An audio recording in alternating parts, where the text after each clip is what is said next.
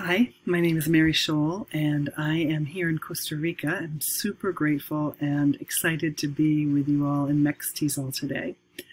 It's my first time in a virtual world ever in my life, and I think it's just amazing, just crazy amazing. So thank you so much for coming today. I hope that you enjoy this session, and I'll be around at the end if you want to share any comments or questions. So my name is Mary Scholl. I live in Costa Rica and I work at the Institute for Collaborative Learning. And today I wanted to share with you some ideas about rejuvenating and educating ourselves through play, contemplation, and listening. I want to start out with land, people, and actually language acknowledgement, which is a practice that we, a contemplative practice that we do at the Institute for Collaborative Learning.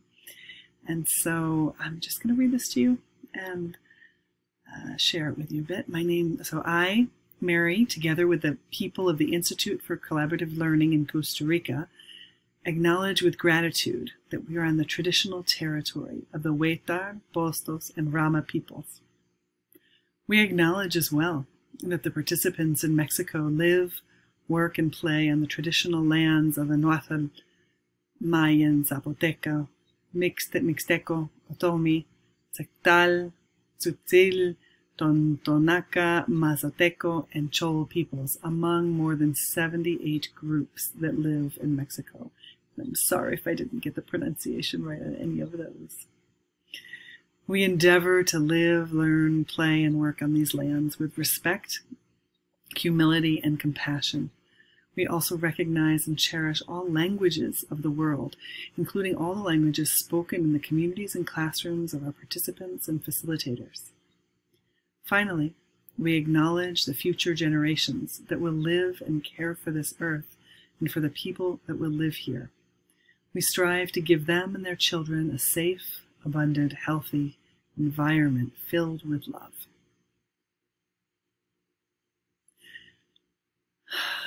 Doing this land, people, and language acknowledgement helps me feel more grounded and connected to the earth that I live on and with, to the people that live near me, and to the world in general. If you're interested in learning more about creating land acknowledgements, there's some information right here at these websites that you can check out. So I started thinking about this session, and really my big question is, how are you? And how are we? And what do we need? The pandemic's been going since March. I'm curious about how many of you all are tired, how many are a little burned out, how many are energized. What's happening for you in this experience of teaching and living during COVID-19. I myself, I've gone up and down, but I'm a little tired of the pandemic right now. I'd like to be able to safely get back into the classroom and be with people. And I'm also incredibly grateful to be healthy and to have a chance to work with people virtually. I find it amazing that we are able to do the work that we're doing virtually.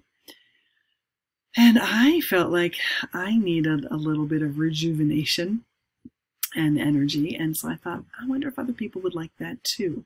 So this session is to think a little bit about how can we rejuvenate and educate ourselves using play, contemplative practices, and intentional listening. And I'm excited to share it with you.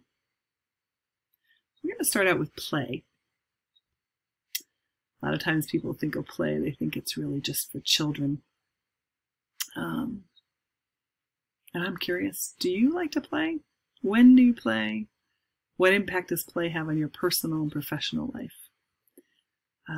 I feel like I could always use more play in my life. And when I play, I play with some children that live next door.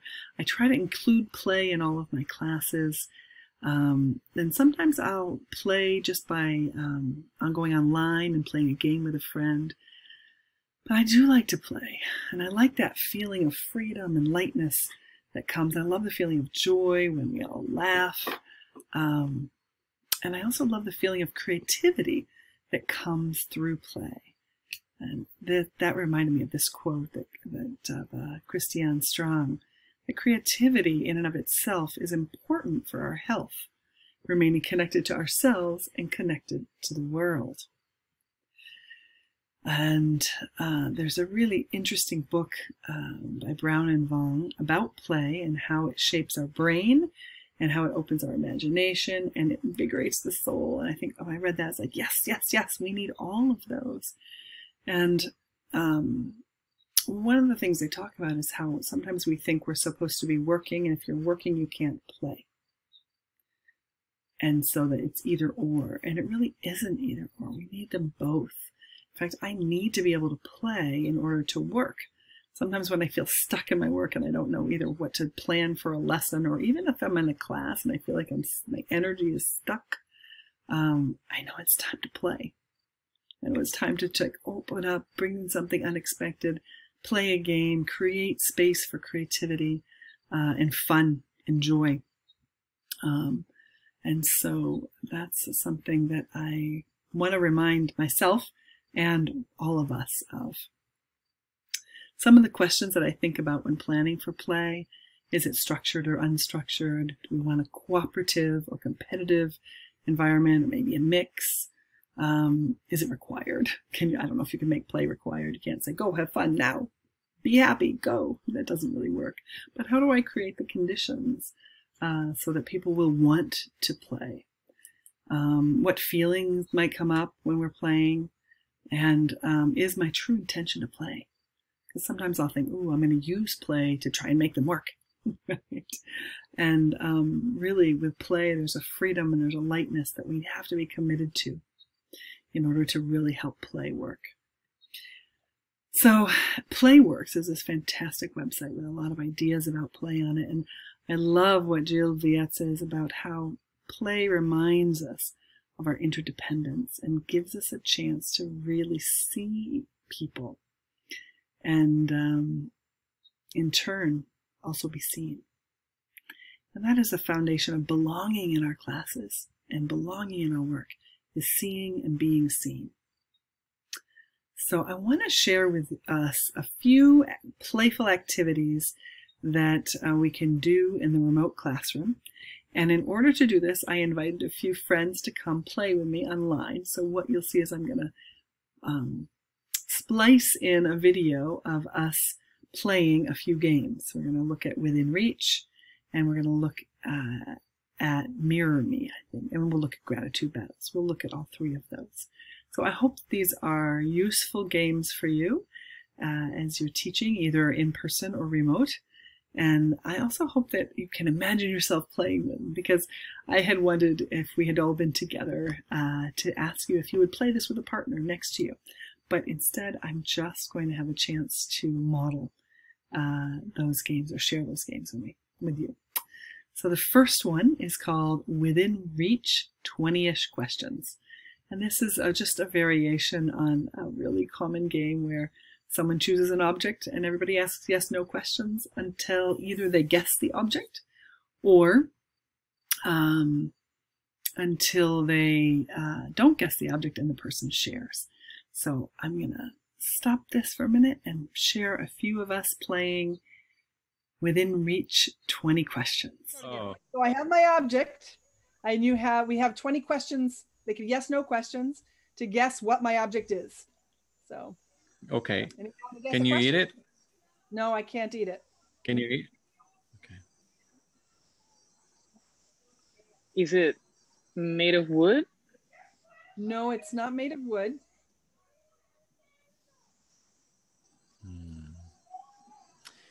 Can you play with it? No, I can't play with it. Not made of wood. Can't play with it. Can't eat it. Is it alive? No, it's not alive. Story? Hmm? A story? No, it's A something story? within reach. Like, so I had something I could grab from my desk.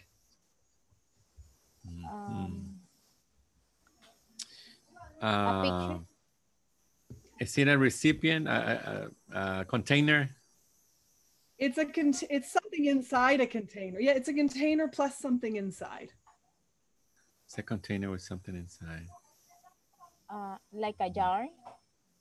It's a jar and there's something inside. So you got part of it. Flowers?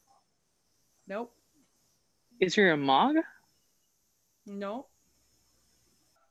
Jar with something in the end that could be coins?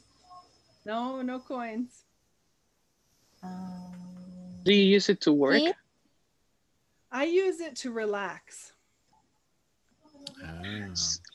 Oh, is Okay, it a, Is it made a of- jar is with it slime? Made of, Slime? No, that's a great question. No.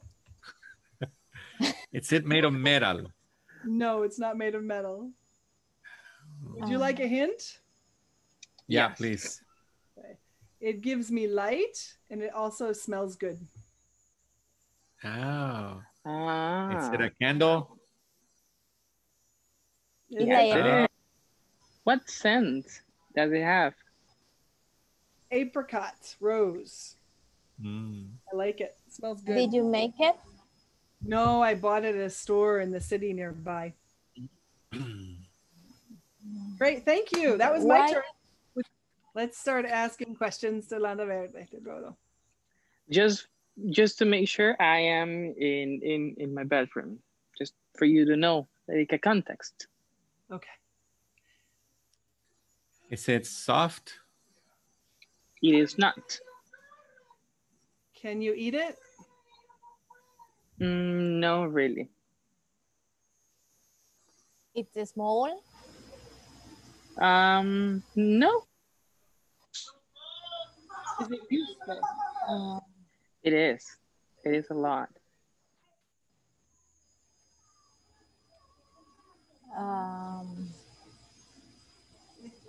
It's not Can you soft, wear it? it's No, kinda- you can't wear it. Do you want a clue? Sure. Yeah.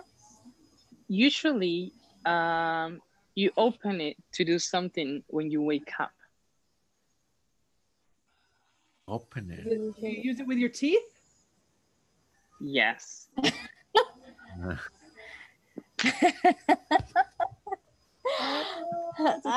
So you open it, it has the toothbrush. Toothbrush. Okay, so I see. Oh, thank you. Thank you. Thank you. The next game I want to play Maybe with one hand. is called That's okay. Mirror Mirror. And I ask everybody to turn on their cameras, and it's just a copying game where one person has the mirror, and they move around and gesture, and everybody else is the mirror, and they copy those gestures. And now Okay. I'm going to show you a short video clip of us playing Mirror Mirror.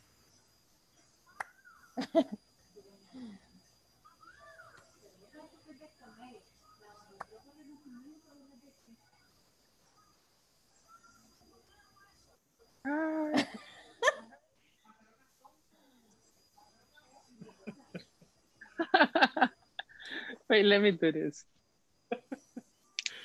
With one, oh, that's good. Lana, you got it. Yeah.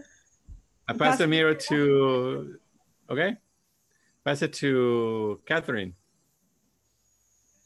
Okay. Like this? Wait, that's her left. Yes.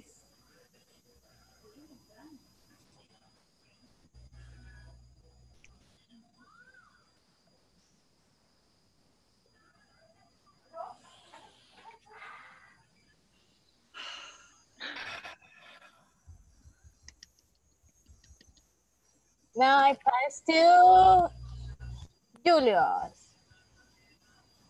Okay. Okay. So now is this. I can't do that. I can't.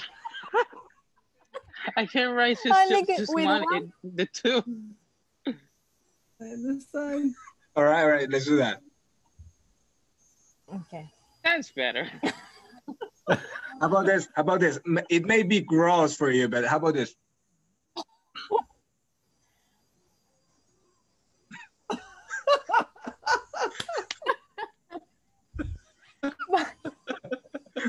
The last playful activity for remote learning and rejuvenation that I want to share with you is actually based on gratitude, and we call it gratitude battles. And what we do is we start by one person saying something they're grateful for, and then we either go back and forth if there's two, or go around if there's more people. Everybody's saying something they're grateful for and passing the gratitude. And when somebody either repeats the same thing or takes more than 5 seconds to think of something, then the round is over and whoever is left wins. And this is a way to actually practice some gratitude, sometimes laugh at some funny things that have come up, and really shift the energies of the group. So let's watch us playing gratitude battles. Okay. I'm grateful for water. Julio. I'm grateful for this meeting. Ivan. I'm grateful for a candle. Landa. I'm grateful for the air. Mary. I am grateful for technology. Julio. I am grateful for waking up every day. Catherine or Ivan? I'm grateful for my computer, Ivan. Yeah, I'm grateful for breathing. Mary. I'm grateful for chocolate. Landa. Oh, yum. I'm grateful for the food that I have. Julio. I'm grateful for this watch. Catherine. Okay. I'm grateful for this mouse, Ivan. And I'm grateful for this phone. And Mary. I'm grateful for these headphones. Landa. Well, I'm grateful for my hands. Yeah. Julio. I'm grateful for my creativity. Okay, let's stop there for a second. We did a good job of gratitude battles. I don't think anybody repeated, did we? No. Yeah, good for us. Oh. How are you feeling after these these 2 games? Relaxing. Great. Yeah. Great. Okay. Yeah, I'm more aware of Well, what actually, we I'm have grateful around. for these games. Cool. When it's interesting to see when we started to naming things around us surrounding. So I was able to see what is around, what's behind me, what's around me. So I was just looking at what you have, and then you're thinking about maybe you will pick something I don't have. So I was writing about everything I have surrounding me that I'm grateful for. Like I was ready to say I'm grateful for this lamp. Yeah. Yes, I think that it was to say that. That's nice. Because So I'm curious, reflecting on play, what thoughts came up for you in watching us play? What are your thoughts about the role of play in your own learning and rejuvenation? I would love to know your thoughts, and maybe at the end of the session you could share them in the Q&A. I'd love to hear what you think about play and how play can hopefully rejuvenate us and help us in our education. If you're interested in looking up more about play, these are a few resources that might be useful to you. So I hope you enjoy that. And these will also be in the slides. I think I can share the slides someplace. So yeah, so we're going to move on now to contemplation. Contemplation can take on many different forms. This is a tree of contemplative practice that comes from the contemplativemind.org website, and they have outlined, they work with contemplative practices in higher education. And they've outlined the different kinds of practice, some that are active and movement-oriented, some that are creative practices, others that are sort of generative, that bring out unknown pieces of us. There's other practices that are stillness and bring us to being a little bit more peaceful and calm. There's some practices that are ritualistic and cyclical. So contemplative practices can take on many different forms. Today, what I'd like to invite us to do in our contemplation is to do a few activities that involve breathing and thinking, focusing, and then also one about conversation, even though we won't have the conversation. I'm going to tell you about it. So the first one I call mountain breathing. What I'd like to do is use this beautiful picture here. And as you're inhaling, I want your eyes to go up the mountain. And as you're exhaling, bring them down the mountain. And then inhale back up the mountain and exhale down the mountain. So just moving your gaze up the mountain and down the mountain with your breath. Let's try it for 5 breaths. Let's try it together. Inhale up, exhale down. Inhale up, exhale down. Inhale up, exhale down. Inhale up, exhale down. Finally, inhale up and exhale down. How was that? Are you willing to try another contemplative practice? This is a mindfulness task. And we call it 5, 4, 3, 2, 1. So sit comfortable. You may want to stretch a little bit. We've been about 20 some odd minutes into our presentation. And the first thing I want you to do is look around. What are 5 things that you can see? What are 5 things you see? Look around. Notice 5 things you hadn't seen before. Could be a pattern on the wall, some light, a certain object. Look at 5 things.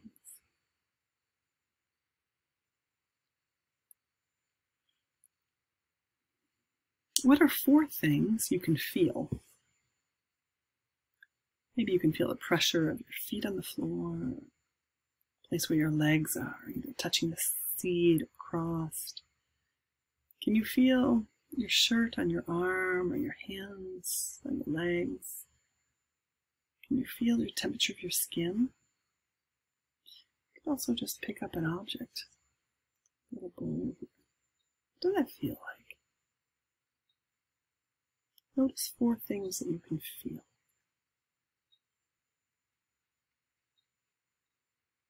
Next, what are 3 things you can hear? Notice any background noises you've been filtering out because you weren't paying attention. Birds, kids, dogs, machines, nature. Can you hear the hum of your computer? Does your phone make a noise? What are 3 things you can hear? What are 2 things that you can smell? Maybe it's food, a cup of coffee or tea. What can you smell? A book, a flower, a drink? What can you smell? What are 2 things you can smell? And the last one, what is 1 thing you can taste? What's the taste in your mouth right now? Are you thirsty? Want to eat something? you want to eat or drink something, do that and notice the taste.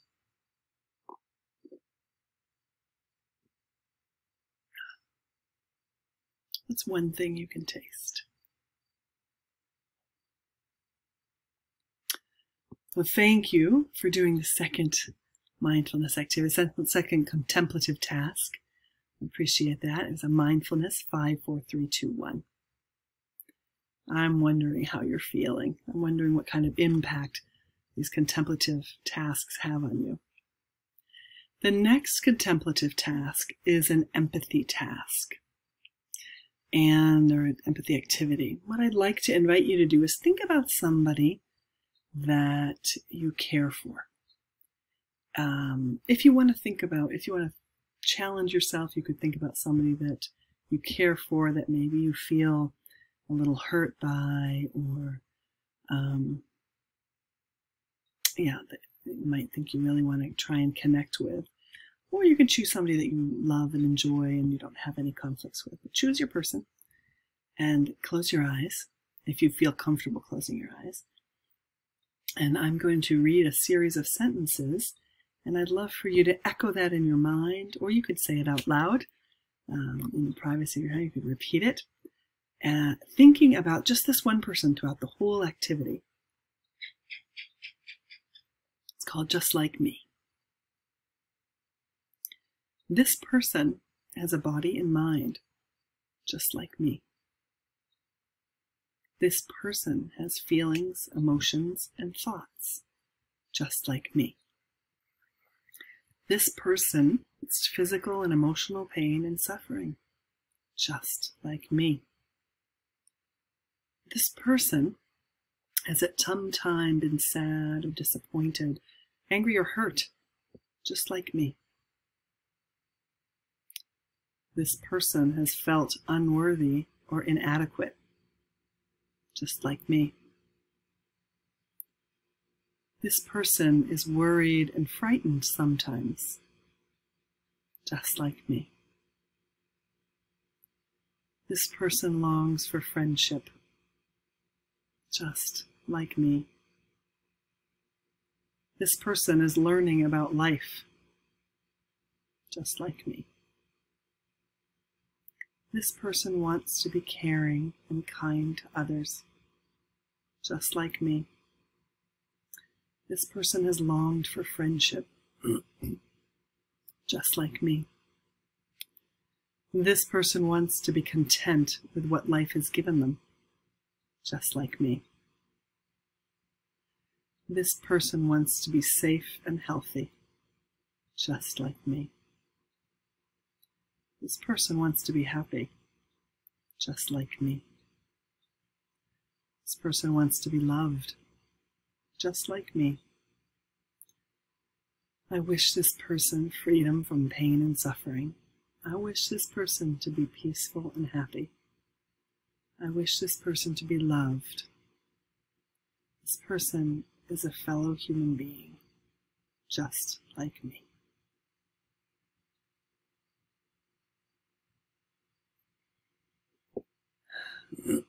How was that activity for you? How was it to take some time to really think about another person and think about how we are very similar as human beings and wish them well? I'm curious. The last contemplative practice I'd like to share with you today is a conversation. So contemplative conversations with these cards from the Fetzer Institute. And the cards are free, they're online, and there's 3 themes. One is compassion, one is forgiveness, and the last one is love. And each card has a quote on one side, and then on the other side, discussion questions.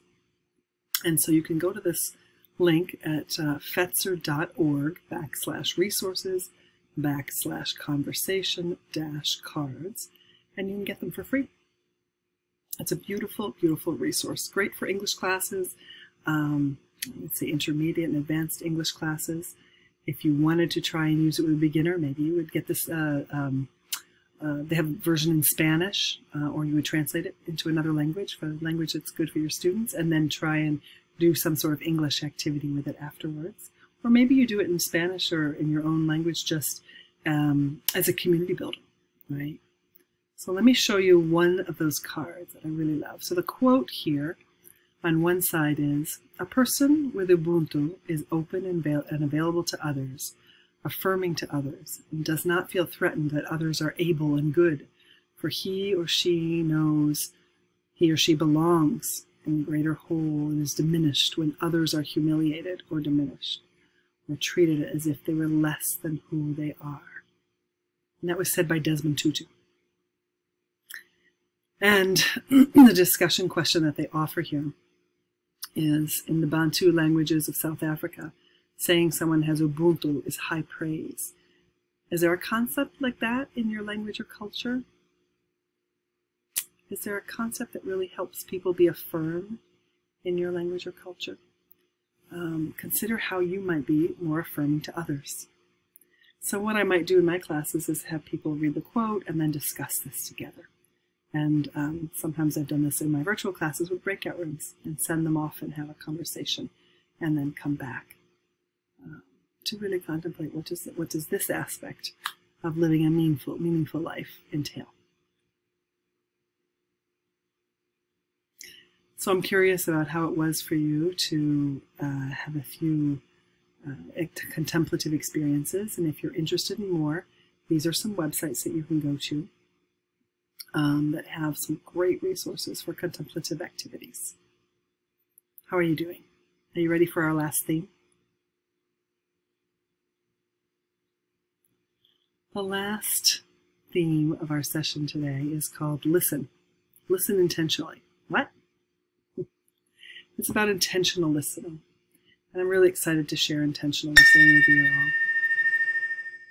Yeah, I'm really excited to share intentional listening with you all. It's an area that I've been thinking about and working on a lot in the last chapter of my life. And so I want to share with you a few different kinds of intentional listening. So different intentions that we can have when we're listening. The first three we're actually going to share some examples of, but I wanted to just bring up this idea that there are so many different intentions that the listener can have. So often in interactions we focus on the speaker, what the speaker is saying and doing, and usually the listeners, I don't know, I kind of grew up thinking I was supposed to be doing active listening, show the person that I understand what they're saying. But I could also be doing empathetic listening, trying to show, to show or guess at what the person's feelings and needs are, and show a connection to what they are experiencing. Contemplative listening, which involves less talk for the listener and really just taking in what's being said. Story listening, I might be listening for the story that the person is trying to tell. Mindful listening, I might be noticing my own self and my own experience and reactions in my listening, as well as noticing the other person. Silent listening, where I'm just present and silent. Appreciative listening, where I'm listening for what is good, what is helpful, what is right, what is going to bring goodness to this person's life. I might have selective listening. I might be just listening to a few things that I think I want to hear, which could be biased listening as well. The last three, selective, discerning, and biased, are about the listener choosing to only listen to certain or specific things for different reasons. I could be listening because I want to know if I'm right. So I'm going to listen to what you're saying and pick up pieces that help me affirm that I'm right. Or if I'm listening for you to be wrong, I might be also listening for that. Or I might be listening to find out specific information about something. And so I'm really just listening to you to see if I can catch that specific information. These are some different intentions that the listener can have. And as I mentioned, we're going to look at active listening, empathetic listening, contemplative listening.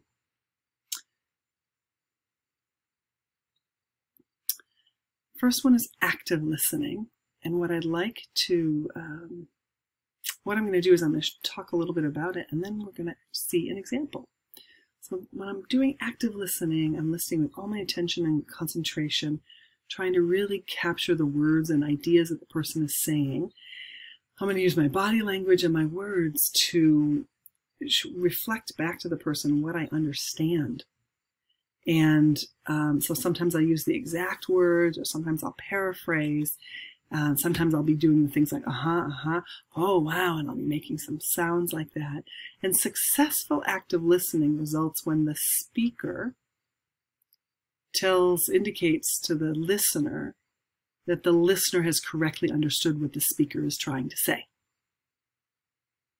And that's where I think the moment of success is. So, because we can't practice this as a group right now together, I've made a video with my friend and my friend Ivan, and what he's going to do is he's going to share the same situation 3 times, and each time we're going to have a different kind of listening. So this time he shares his situation, and I am doing my best to be an active listener. Let's take a look and see what that looks like. Hey, Yvonne, how you doing? Oh, Mary, I'm okay, but something happened to me, Mary. What happened? I wanted to get some money from an ATM here in Costa Rica using a debit card from Nicaragua. Mm-hmm. They took my money, but I didn't get the cash. They took your money, but you didn't get the cash? Exactly. Who took your money? The bank. And then they say now I have to wait for 45 days for an answer. Okay, so you went to the bank, you used your card, and you didn't get the money out, but it showed that they took the money out of your account. Yeah. And now you have to wait 45 days? Exactly. Oh, that sounds really hard. It is hard. Oh, I'm so sorry, Yvonne. How was that? How was the active listening for you? What kind of impact do you think it had on Yvonne as a speaker and on me as a listener? And how about on you as an observer? Let's go on to the next kind of listening. The next intention for listening that I want to share tonight is called empathetic listening. And this is when I'm listening and I'm all trying to put myself in the other person's shoes to understand, either cognitively or affectively, their experience or map of reality, the context, their feelings and needs, not only what happened, but how did the speaker experience what happened. And so I don't use a lot of words, but I'm trying to stay in that speaker's world and ask some questions that help me be in that world and see if I'm getting it right, if I'm understanding their world right, their experience right. And success in this empathetic listening is when the speaker shows that the listener has understood the experience, and not just what they're saying, but understood how they lived what they were saying. So now Yvonne and I are going to talk again. He's going to share his same situation, and I'm going to listen empathetically. Let's see how it goes. Hi, Yvonne. How are you? Hey, Mary. More or less, something happened to me last week. What happened? I wanted to get some cash from the ATM. I was using a Nicaraguan debit card, and they took my money, but I never got the cash. And that was the whole money I had in my account, Mary. Oh gosh, how are you feeling? Worried, sad, Yeah. So you're and sad, frustrated. And frustrated because you probably needed that money for something important, right? I needed the money to cover some expenses and get a present for a member in my family, Mary. Oh, so now you won't be able to get those needs met of a gift and some of your expenses, huh? And the answer I got from the bank is I have to wait 45 days for an answer. Oof. Wow. So that must leave you feeling somewhat desperate, huh? For money and to figure out those things. Is there something I can do to support you in figuring that out? Oh, that's sweet of you, Mary. Yeah, that might be something you can do. What if I think about how you can help, and I can tell you How did that sound, Mary? Yeah, sure. That will be a relief if you can help me, Mary. Yeah. Sure, I'm happy to do that. Wow. All right. Well, let's talk again later on this afternoon and see what we can do. Oh, thank you, Mary. Thank you so much. How was that? How was that? Could you see me trying to put myself in Ivan's place and understanding his feelings and needs? And what impact do you think that had on Ivan? And how about on me? And how about on you as the observer? How was empathetic listening for you? Okay, let's move on to the last kind of listening we're going to look at tonight, or this morning, excuse me. It's contemplative listening. And in contemplative listening, it's not a conversation, and it's really not about the listener. As a listener, though, when I'm engaging in contemplative listening, I'm going to start from a place of kindness and deep awareness of the humanity and spirit of the speaker. So I'm really starting from that place of wanting to have a kind, humane experience. And I'm listening with all my presence to what it is that's going on without my thinking mind interfering or asking more questions or wanting to know for me what was going on. And I'm not labeling, I'm not interpreting, I'm judging, just being really present and accompanying Ivan as he shares his story. So in this kind of listening, I don't use very many words. I'm just trying to be very present. And I might repeat something that's said or ask a short question. But really, I'm just being contemplative. And success in this case is when the speaker feels like they're done with their story. They've said what they needed to say. Let's see what happens. Hi, Ivan. How you doing? Hey, Mary. I don't know. I think I'm okay. Something happened to me last week. Would you like to talk about it? Yeah. At this point, I think I can share it with you. I wanted to get some money, some cash from an ATM here in Costa Rica using my debit card, my Nicaraguan debit card. Mm-hmm. And then I wanted to get some presents. I wanted to pay some debts. And then they took my money. It's in my account that they got my money. I never got the cash. I got a voucher saying that they took my money and I got zero.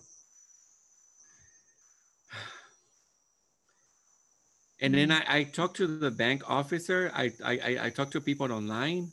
I sent emails. I have done many things. And all the answer is I have to wait 45 days because they're doing an investigation. It takes 45 days. And I don't know if I'm going to get my cash back. That's what worries me the most. So you're really unsure about whether you've lost the money or not. Exactly. I don't know. It's a long waiting. It's like 40 more days and uncertain that if I'm going to get my money back. Oh. It's so hard to be in that kind of a situation, isn't it? It is hard. It is hard. Is there anything else that you would like me to hear about that situation? Maybe I'm asking for good energy, prayers, or just that will help me at least to find peace in the middle of this uncertainty and lots of emotions, coming into my body. That I can do for sure. Thank you. Thank you so much. Oh, I'm here. What I can do for sure. Is there anything else that you'd like me to hear around this situation? It sounds so hard. I feel better now that you can hear my story and you can send me good energy. That would help me a lot. At least a relief for pain. Yeah. Well, if there's anything else I can do, let me know. I'm here. Thank you, Mary. Thank you so much. Okay, how was that? How was the contemplative listening for you? What impact did it have on Yvonne? What impact do you think it had on me? And how was it for you as an observer? I'm very curious. I'd love to know. I'd love to know, what are your thoughts and questions about intentional listening? Thinking about how, as a listener, I can choose my intention, and that will impact how the conversation flows. Finally, I really want to just show gratitude to all of you, to the organizers of this conference. Thank you so much. It is a true pleasure and honor to be with you. This is the first time I've done such a long video, so I'm also curious as to see how that will work out, and I'm imagining that my virtual character is there in the auditorium as we're watching this. It's been a very interesting experience. You've brought me into a very different world. I've never been in the virtual world like this, so thank you for that. Thank you for all your hard work in organizing this conference, and thank you for the opportunity to share these 3 practices. I'm hoping that you all feel somewhat rejuvenated, hopefully, and also can see how we can use playfulness, contemplative practices, and intentional listening to really rejuvenate and educate ourselves. So on to comments, questions, and maybe some answers. Thanks so much.